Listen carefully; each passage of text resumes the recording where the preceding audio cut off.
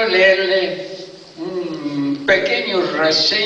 una pequeña reseña de la fundación de Guaraní A. Allá por el año 1994, por iniciativa del eximio cantante y músico Oscar Mendoza, me visitan junto con el empresario y cantante Cristóbal Pérez Ortiz Chiquirí.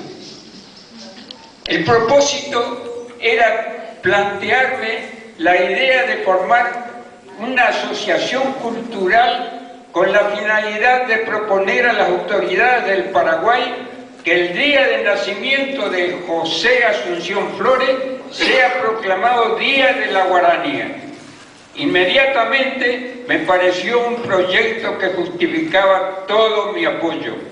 Es así como junto con un grupo de muchachos jóvenes y entusiastas se creó la Asociación Cultural Guaraní A, cuya presidencia me ofrecieron. Debido a mi edad ya avanzada, no acepté, pero me nombraron igualmente presidente honorario.